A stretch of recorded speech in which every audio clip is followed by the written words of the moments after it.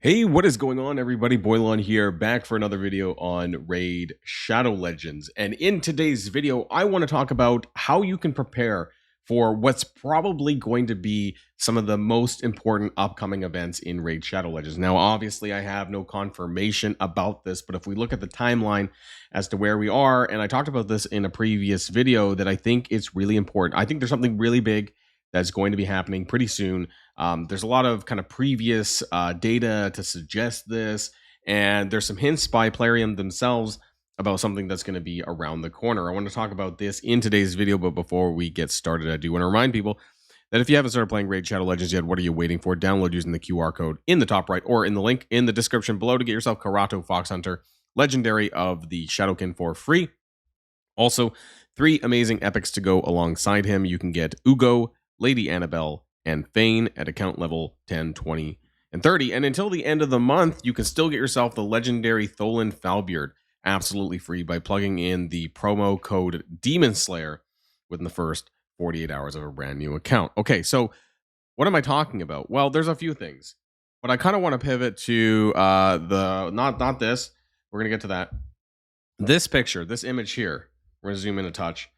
So this was posted on the Raid Shadow Legends Discord server, but also I'm sure it was probably on their other social media, their Facebook and Twitter and that kind of stuff.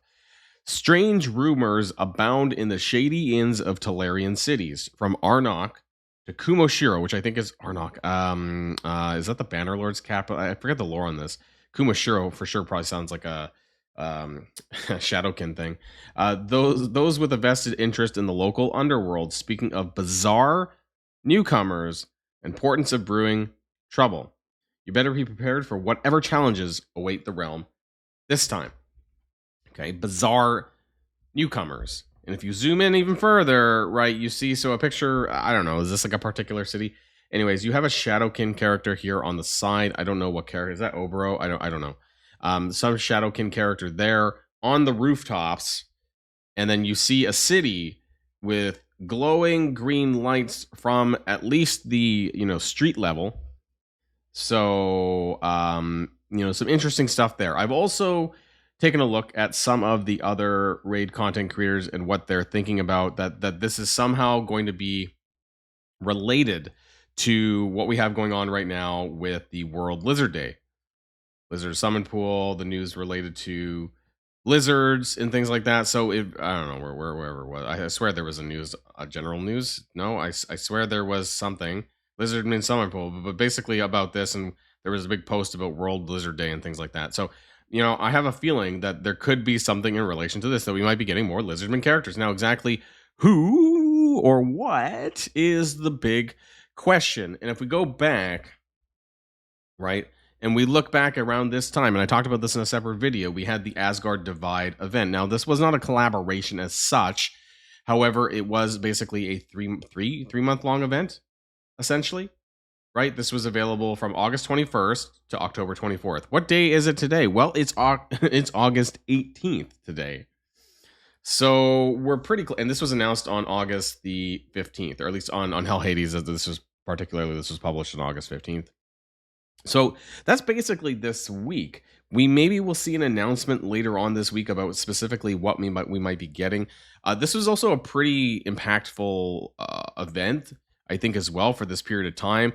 Not only did we get the new Pinpoint set, which launched in the Asgard Divide 3 months, we also had an event dungeon. I think this was this is before I started playing Raid Shadow Legends, but I think that this was actually the start of event dungeons in general. And so we had the Odin event dungeon, we had the Queen of Hearts event dungeon, we had the Karosa event dungeon, all of those which were giving Pinpoint gear.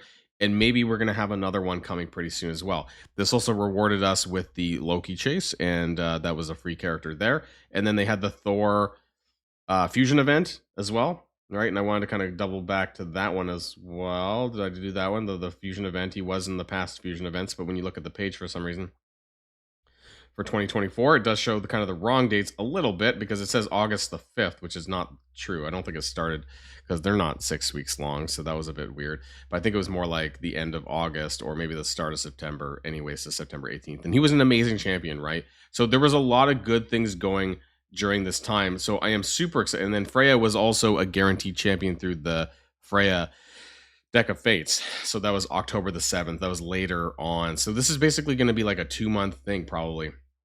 That's going to have some pretty amazing stuff. So I'm looking forward to what this might entail and when we get the official announcements this week. But what does that mean for us, the players?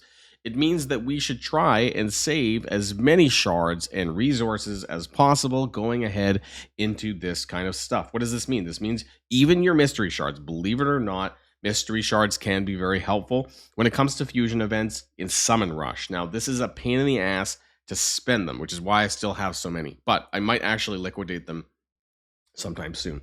So the Summon Rush event will give you 1 point per mystery shard. Normally, if you want to get like the bonus stuff, which is like the bonus fusion characters, that kind of stuff, you would pull about 4,000 points or so, or maybe even less than that, which would be about equivalent of anywhere to 3,000 to 4,000 mystery shards, can basically almost clear you a fusion event, which is kind of funny. So I might actually use it this time around, the next one. You want to save some of your other shards, ancient shards. Where are you getting these? Well, you can get these at a 0.5% chance from any single dungeon. You might have already noticed this. And then you can also get this 5 for free in your market every single month. And then the vast majority of it is going to be from your Demon Lord chests, right? So I've mentioned this in other previous videos, but trying to get to a Nightmare or Ultra, or both, Nightmare and Ultra Nightmare, is when you're going to start to see more stacks of shards drop more regularly, namely, sacred shards, of course, which we'll get to. But ancient shards start dropping significantly higher, even if you get the first chest here, right? Even the mythical chest, the first Ultra Nightmare chest, has a very high percentage of ancient shards and void shards. And then, of course, you need to get that last chest if you do want to get sacred shards, though, both from Nightmare and Ultra Nightmare. Unfortunately, Brutal, the last chest, only has ancient and void shards, but still very worthwhile. If you're able to, say, do even 2 keys on Ultra Nightmare, 1 key on Nightmare, 1 key on Brutal, and you can get these every single day, you're going to accumulate a good amount of free-to-play shards, and all of this is super important. Void shards tend to be more useful when it comes to champion chase events. Ancient shards can be used kind of whenever. I try to pull them during maybe good fusion events, or in that period of time, right, when there's new characters available where I can test my hand, that kind of thing. Primal shards are kind of the jack of all trades. I don't use them all the time. I try to wait for a 2x primal shard drop time, but that doesn't happen very frequently, every couple of months, and I don't get that many. I also don't live PvP as much as I should. So unfortunately, if you do want to get more primal shards, you need to live PvP, whether you like it or not. And just over time, you are going to be collecting more of these shards, and it's really important. Other things that you can do, actually, to kind of prepare yourself for fusion events as well, if you are able to do this, then you can preemptively have Broadmaw fusions ready. You can do this as many times as you want, and this will get you an epic void champion. And for champion chase events during fusion events, this can be very helpful. Now, for these 2 characters, Bloodhorn and Bloodfeather or something like that, I don't know, you can find them actually in the market in the bazaar section. If you have additional gold, whatever these gold bars are, you can buy them every single day. You can get 10 fragments every single day, so that in 10 days that you will have this. Now, you can also, of course, just randomly pick them up in void shards, which is what I did here, and I had 2 of them. But I'm actually buying the Bloodhorn fragments in the bazaar here because I don't have any of them. And again, you can kind of have these characters just sitting here waiting to fuse up. And what's great about the fusion for Broadmaw is that they only have to be level 30, which is what the base cap of rare characters are anyway. So you don't need to like food them up or anything like that. So this is a very easy fusion if you have the characters available. And again, if you want to get the greens up to 30, you can do that here for our Arbalester, because I don't have a copy of them. So I may end up getting another Broadmaw fusion available soon. It's much easier, in my opinion, much better than Relic Keeper, because then these characters have to be brought up to 44 star. So whereas these are only 33 stars, a lot easier, in my opinion. Other things that you can do, obviously, for this is fragment summons. Fragment summons can be a very easy way to kind of keep up with additional events, whether it won't be for Summon Rush, it'll be for Champion Chase, those kind of tournaments. But you can basically stack these fragments, right? When you get to 100 on a whatever character it ends up being, whether it's a Doom Tower character or some other event character, you can just keep it and wait for these events to summon them, which will help you get through these significantly easier. When it comes to fusion events, normally it is Champion Chase and Summon Rush. These are normally the blocks for the majority of players. when it comes to the tournaments and the dungeons and things like that, that's just a function of gems and energy. And so because of that, right, you want to make sure that you have a decent stockpile of gems and energy. And that can come in a variety of different ways, right? You can stockpile your energy here, or your little potion things that you get, right, on a daily basis. Some of your quest ones, they do go in there as well. Sorry, not the quest ones. The ones that show up in the shop, I don't have them on hand, but those mini packs that show up in the limited special offers, those are things that can sit in your inbox and that you can use them when it comes to fusion events, because they sit there for 99 days. One thing that I'm going to be doing right now, and one thing that I definitely recommend people doing if they haven't already, is invest in the daily gem pack. This is something that you're going to be doing. You're logging in every single day anyways.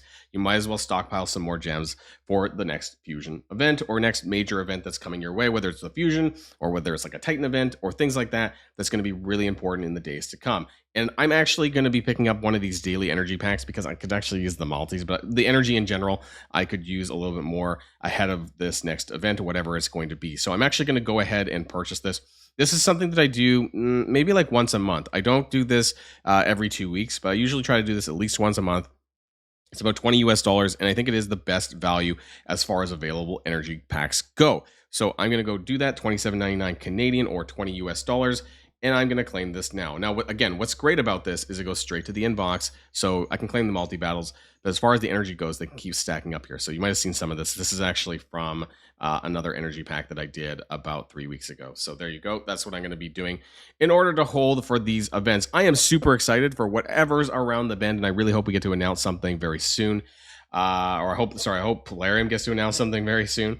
It should be maybe, if it follows Asgard, it might be sometime later this week or next week. We'll have to see. I'm super excited about what's in store for Raid Shadow Legends. Let me know what your guys' thoughts are in the comments down below. Are you excited? Because I sure am. Now, before we go, I do want to remind people that if you haven't started playing Raid yet, what are you waiting for? Get out from under that rock, download the QR code or in the link to get Karato Fox Hunter for free, as well as 3 amazing epics to go alongside him: Ugo, Lady Annabelle, and Fane at account level 10, 20, and 30. And that's not all, because until the end of August, again, you can still get yourself Tholin Falbeard absolutely free by using the promo code Demon Slayer within the first 48 hours of a brand new account. That's it for now, everybody, and I'll see you guys all on the next video. And if you like this video, make sure you hit that subscribe button if you haven't already, and you'll be greatly helping out the channel. Have a great day, and I'll see you guys on the next one.